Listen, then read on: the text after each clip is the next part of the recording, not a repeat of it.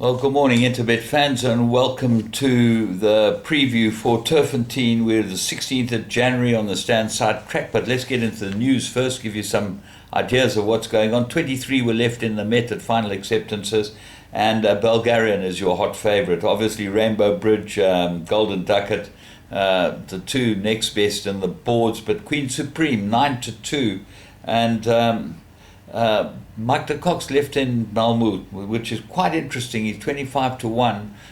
One wonders why the 3-year-old is there, but Mike knows what he's doing. Have a very close look at this. Just talking about Queen Supreme, Johan Mulherber wrote an extremely interesting letter on Mike de Cox's website.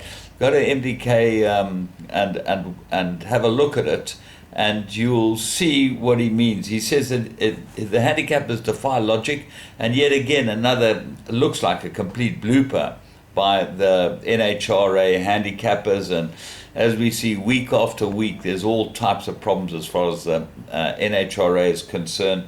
They rated Queen Supreme £2 lower, 1 kilo lower than her best. They said she didn't run to her best because they took the line horse was Clouds Unfold, but they, instead of using Clouds Unfold's normal rating, which was 124, they used Clouds Unfold's rating of 119, which she ran to, they said, last time when she ran against the Colts, and she patently needed the run, so she couldn't have run to the rating of 119 if she'd been fit and well. She's shown that she's a 124. Anyway, they then handicapped the whole race on that. So everyone went up or down according to that rating. And John makes a very valid point in that you just cannot understand how they make up their rules as they go along. So it's a big problem. And certainly one of the problems that Mary Oppenheimer daughters who are going to take over the racing industry are going to have to look at very closely how these bodies that are under the wing of the NHRA are run going into the future. Starting stalls, handlers, stipes, objections, and the handicappers now. Anyway, so let's move on from that. The Saudi Cups had enormous entry, but no Cornet Spies. Very sad to say Cornet Spies, because of the travel restrictions and the way things have gone, have not been able to make it through their quarantine, and they're going to have to go and spend 40 days in England before they can move to wherever they're going to go. And you got to feel for these guys. They put an enormous amount of effort and money into trying to get horses to these big races, and they can't get there because of the ludicrous protocols and red tape that we've had to go through. Dalakani died at 21. That was sad news because, as you know, his owner, Khalid Abdullah, also died. Well, he was one of the owners. I don't think... anyway, brother to Daylami and sire of Pinatuba's Dam. So there's a lot to go there, missing in the last week. Right, let's have a look at Turffontein on the stand side track. We go 21 pentrometer, 8 meter false rail from the 700 meter mark, and we start off at 12.25 with a maiden juvenile plate and over 1,000 meters. Dock of the Bay is an interesting horse here, 5-2. May need the run is the normal Terry comment, which is absolute rubbish. You think it's a stable of his caliber, and I'm going to have a go at you, Sean. Stable your caliber knows whether your horses need the run. You're a top trainer, and you should be enlightening punters more as to what chances have got. May need a run is no type of comment. Anyone can write that about any horse without having seen it for the last 3 months. You just say may need the run because it's having its first run.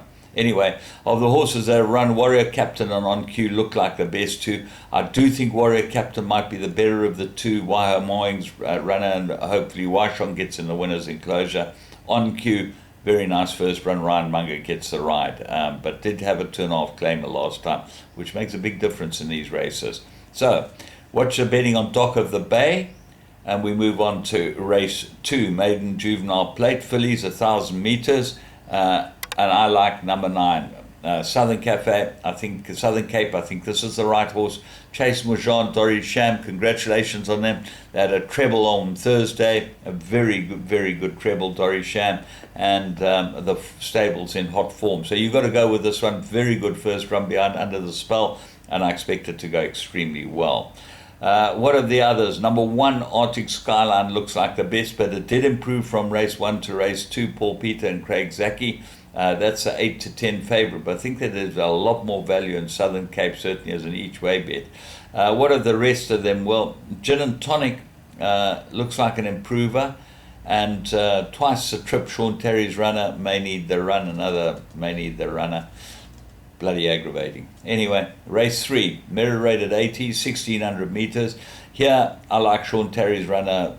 He's got the 2 that look like they should fight it out. Namaqualand and Have a Go Joe. Have a Go Joe's a short favourite, and the jockey arrangements show that that's a stable elect with Lyle Hurtson riding it, but Calvin Habib gets onto Namaqualand, and if you go back 3 runs, this was one a very decent race indeed when winning its maiden over the mile. Then came back to 12 and 1400. Looks like he'd been properly prepped for this race, and I would think that there's certainly value in him at 4 to 1. What are the rest? Grindelwald looks like he'll probably improve over the 1600. Pietro Manzoni, this is the horse that caused Chase Moujon all the problems. The big backward type of horse, looks like he's got some ability and goes into all your play as well. Race 4, a maiden plate, 1600, and an absolute 3-cornered contest. I like Smuts here. Candice Dawson, Muzieni gets a leg up, and 2 good runs. I thought the 2, certainly his last run was very good, and I think it will be better over this type of trip. If he does go this type of trip, he's certainly got to have a big chance of winning this. But the 2 favourites, Chariot Master and Governor's Glory, look like tough nuts. They're both 3-year-olds, and they do look like tough nuts to crack. Lyle Hurtson on Chariot Master, 2 good runs, looked like improver, and Governor's Glory ran a very nice first race with Gavin Larena on it, and I think it will improve. Race 5, maiden plate, 1600 meters, 2-cornered contest in limbo. The beautifully bred Silvano out of Halfway to Heaven had 2 warm-ups, now goes over a mile. Looks impossible to take on here. She does look like the right horse. If you're looking for one, you've got to go for Marby. A very good form and had the blinkers at it. If the blinkers make a difference, Marby could be a problem, but I really can't see anything beating in limbo. It does look like a banker. Race 6, novice plate, 1600 meters. Now, this is a very interesting, it's a novice handicap, very interesting races, and as a result, because they're all one-time winners, you've got to go and look at the bottom of the weight. So we looked at the bottom of the weights, and what do we see? Trattoria, 4-year-old, got a merit rating of 72. It's had 4 runs, 1 win and 2 places. It won its maiden by 5.5 lengths because it's a 4-year-old. It's only got 53 kilos to carry, and gets a 2.5 kilo claim. So 50.5 kilos is Trattoria. So the interesting thing is Trattoria gets 9.5 kilos from Kingsley's Heart, who's also a 3-year-old with a not as good a profile, 1 win and 3 places and 8 starts. And Push Off, the 4-year-old, has got to give 7 kilos. Call Me Master's got to give 6.5 kilos, the other 4-year-old. August Rain got to give 4.5 kilos. And Invincible Warrior, the 3-year-old, got to give 3 kilos. If Trattoria is anywhere near its best, it should absolutely dawdle this. Drawn well, lots to like about it, and certainly at 9 to 1 in the weights, if it's right, it's going to be very hard to beat. But any one of the others can win. But when you get to handicaps, you've got to look at the horses that look like they're well weighted. Invincible Warrior gets a stable rider, Lyle Hurtson, but I don't know that he can ride the weight on the other one, although 53.5 is low for him. So, tough race, but I'm going to go Trattoria each way. Race 7, Fillies and Mares, 84, 2,000 meters. Very open race. Fireflower won the run before last by 5.25, got a hefty penalty of 8 for that, and that stopped her next start. She gets Matsuyami again, who always rides her well. Nabila, 2 very good runs, gets Hewitson again. Covation, the form's outstanding, gets a 1.5 kilo Cold Dickon. Franklin came out and won as we thought that she would. She was a very good price, and I really liked her to win. She gets a 2.5 kilo claimer, so it shows that she's not actually had a penalty if Solomons can give her a decent ride, but it's drawn 10, that might be a problem for him. Sultana's got outstanding form as well. Very open indeed, number of horses with chances. Race 8, fillies and mares 97, they go 1,400 meters, and very difficult race apart from Cordillera. Cordillera looks like the right horse, looks like it's absolutely ready, and I really like Cordillera. I think she'll go very well.